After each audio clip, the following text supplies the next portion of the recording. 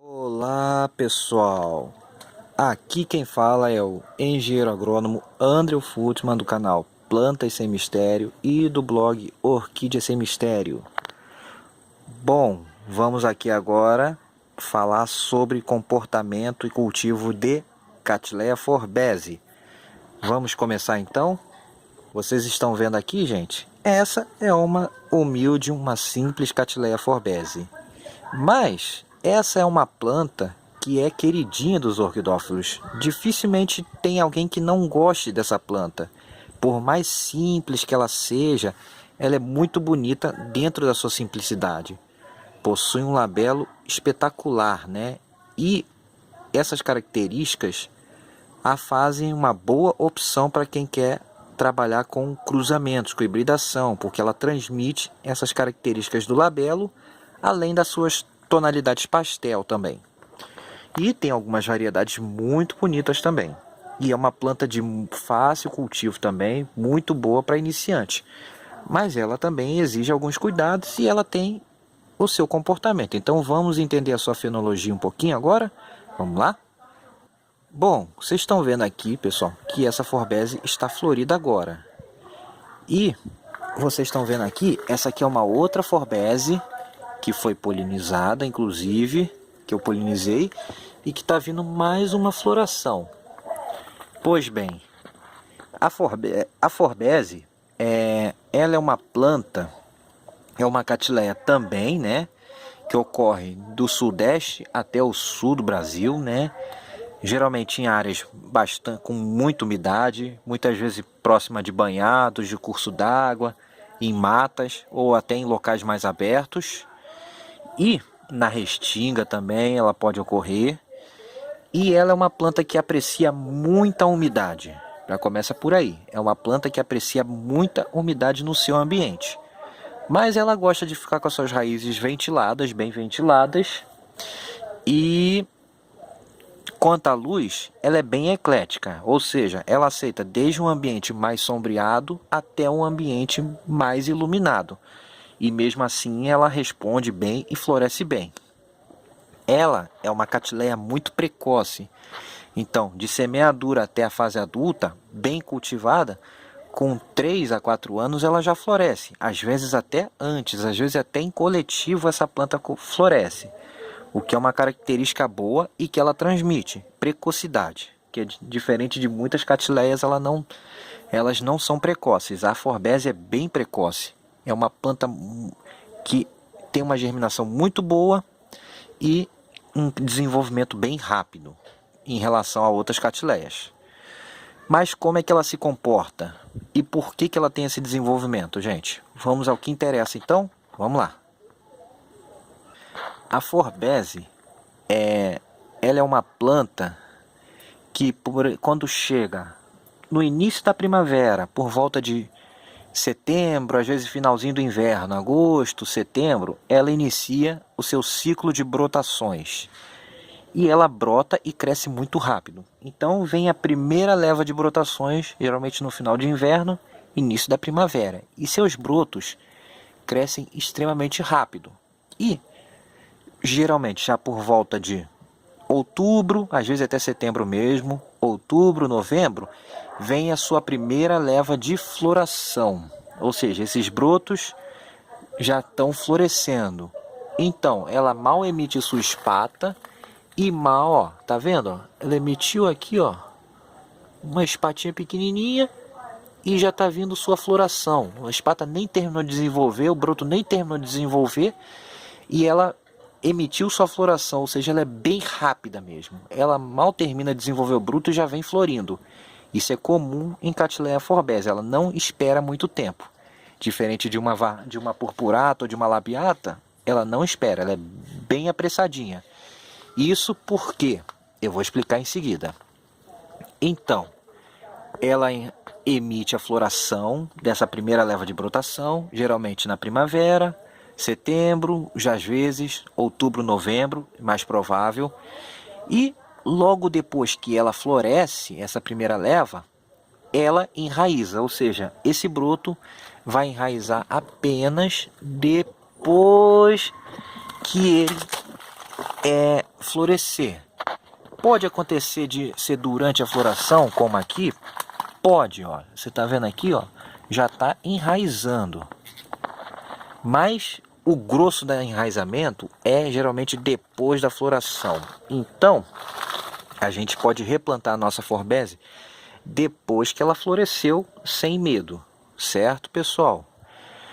Bom, e seguindo aqui o nosso comportamento, aí vocês se enganam que ela vai ficar parada depois que ela floresceu. Não, ela não vai ficar parada. O que acontece? Ela vai emitir um segundo surto de brotações. Geralmente já no final mesmo, mal acaba a primeira floração, ela já vem com o segundo surto de brotação. Finalzinho da primavera, início do verão. E o desenvolvimento é semelhante. Bem rápido, como esse daqui, bem rápido, e logo vem a sua floração. Mal o broto terminou de crescer, já está florindo. Mesma coisa. E geralmente essa segunda floração pode vir em torno de dezembro, janeiro até fevereiro. E depois dessa floração, vem mais um surto de enraizamento. Aqui, ó, já está enraizando, com o broto terminando a floração, mas ela vai emitir mais raízes ainda. Ó. Aqui para cima, ela vai emitir mais raízes ainda, certo, pessoal? Então, embora possa enraizar antes, o predomínio é depois da floração, o grosso do enraizamento. Então, a gente pode replantar ela depois da primeira leva, ou na segunda leva, ou até na terceira leva de floração. E por que eu estou falando na terceira leva? Porque depois dessa segunda floração, que geralmente é no início, no meio do verão, ela tende a emitir mais uma leva de brotações. Mesma coisa, ela dá mais um surto de brotação, que pode ser entre janeiro, fevereiro até março. Emite logo suas espatas e logo a sua floração, com um broto nem amadurecido direito ainda. Então, com o broto ainda terminando a maturação, ela já está florindo. Vocês podem ver como esse daqui, ó, mal terminou, ó, já está florescido. E ela já emite e já começa enraizamento de novo. E ainda pode emitir um quarto surto de brotação e de enraizamento e de floração, que vai por volta de março a abril. Então é uma catileia que pode florescer 4 vezes durante um seu ciclo anual. Sim, ela pode florescer até umas 4 ou 5 vezes durante seu ciclo anual. Aí, depois que ela termina esse ciclo de brotação, floração e enraizamento, por volta já de abril, maio, junho, julho, é um período que ela entra em repouso. É um repouso leve, porque ela continua enraizando de forma fraca, suas raízes continuam se desenvolvendo e se alongando, mas ela geralmente não brota nessa época, no caso de plantas adultas. Elas tendem a dar uma parada na brotação, ou seja, esse período é um período que ela fica mais estagnada, e aí, por volta do final do inverno, início da primavera, ela retoma os seus ciclos. Então, a gente pode dizer que a Cattleya forbese, ela se desenvolve por surtos. E ela, durante o seu ciclo anual, ela dá em torno de 3 a 5 surtos. Pode até dar mais, mas esse é o normal. E nesse surto a gente inclui uma brotação rápida, que cresce muito rápido, uma floração e o enraizamento após a floração ou durante a fase final de maturação desse broto. Certo, pessoal? Então, isso nos traz uma vantagem e uma facilidade. Qual seria essa?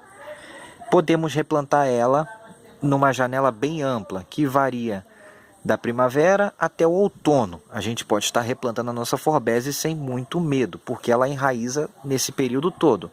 É só a gente prestar atenção no surto de brotação dela. E quando notar aquelas raizinhas saindo, é hora de replantar. Em relação à adubação, a adubação segue normal como para qualquer Cattleya, podendo ser adubado o ano inteiro, dando uma maior periodicidade entre a primavera, o verão e o início de outono, ou seja, aumentando a frequência dessa adubação, a intensidade nesse período, que é quando ela está em plena atividade, e dando uma diminuída no inverno, dando uma espaçada maior, principalmente em dias cinzentos. E esse é o comportamento da forbese. E esse comportamento, pessoal, explica por que essa planta é tão precoce.